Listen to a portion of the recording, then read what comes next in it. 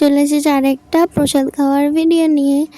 তো 2-3 দিন ধরে আমাদের এইখানে সংকীর্তন হচ্ছিল, তো আজকে সেটার খাওয়া দাওয়া। তো এখন আমরা সবাই মিলে যাব। তো চলো, আমাদের তো হাসাহাসি শেষ হয় না। এখানে সবাই রেডি হচ্ছে, তো এখন আমরা হাঁটতে হাঁটতে সবাই মিলে ওইখানে যাব। এই তো আমরা চলে এসেছি, আর প্রচুর ভিড় ছিল। ভাগ্য ভালো আমরা এসেই বসতে পেরেছি। তো এখানে লাইন দিয়ে আমরা বসে আছি। ওই যে আমার বোন, আমার মা ওইদিকে আছে, আর এই যে আমি। তো চলো কি কি খাই তোমাদেরকে দেখাই। প্রথমে তো পাতা গ্লাস আর জল দিয়ে গেছে, আর বলি খাওয়া দাওয়াগুলো এত টেস্টি ছিল। প্রসাদ যেহেতু সুন্দর তো হবেই। প্রথমেই দিয়ে গেছে ভাত, আলু ভাজা আর ডাল।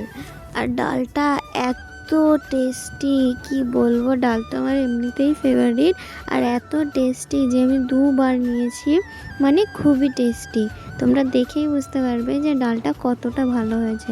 তো ডাল আলু ভাজা দিয়ে খেতে থাকি, তারপরে কি আসছে তোমাদেরকে দেখাচ্ছি।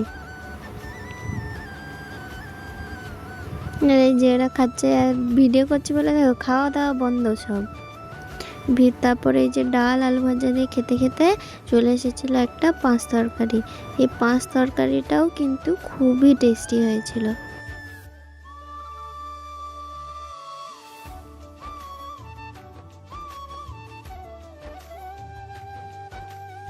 এই যে পাঁচ তরকারি। আমি খুব সাধারণত সবজি টবজি খাই না, কিন্তু এই পাঁচ তরকারিতে এত টেস্টি হয়েছিল যে মনে হচ্ছিল আরও একবার নিই, কিন্তু যেহেতু খেতে পারবো না তাই আর নিইনি। আমি পাশে বলছি দেখ পাঁচ তরকারিটা কি টেস্টি। তারপরে এটা কি একটা ছিল, তারপরে আমি দেখলাম যে না এটা আলু না, তো আমি এটা সাইডে রেখে দিলাম, আমি এটা খাইনি। তো পাঁচ তরকারির পরে পটল আলুর একটা তরকারি দিয়েছিল, যেটার আমার আর ভিডিও করা হয়নি। তারপর সঙ্গে সঙ্গেই চাটনি দিয়ে চলে গেছে। চাটনির পরে দিয়েছিল পায়েস, যেহেতু অনেক লোক তাই অল্পই দিচ্ছিল, আর পায়েসটাও তো খুবই সুন্দর হয়েছিল। তো পায়েসের পরে দিয়েছিল হচ্ছে কি তোমার পাঁপড়। চাটনির পরে দিতে হয়, তো এত লোক যেহেতু তাই ভুলভাল হয়ে যাচ্ছিলো। তো আমরা খাওয়া দাওয়া শেষ করে এখন বাড়ি যাচ্ছি। আমাদের তো হাসাহাসি শেষ নেই। আর কি হয়েছিল জানো তো? শোনো কি হয়েছিল।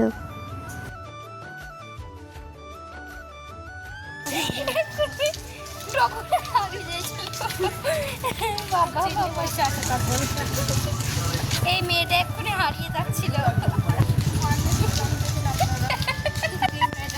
আমার দিদি এক জায়গায় বসেছিল, তো ওকে না দেখতে পেয়ে আমরা বসে চলে আসছিলাম, ভেবেছিলাম ও আগে আছে। তো চলো এখন বাড়ি যাওয়া যাক। Tata bye.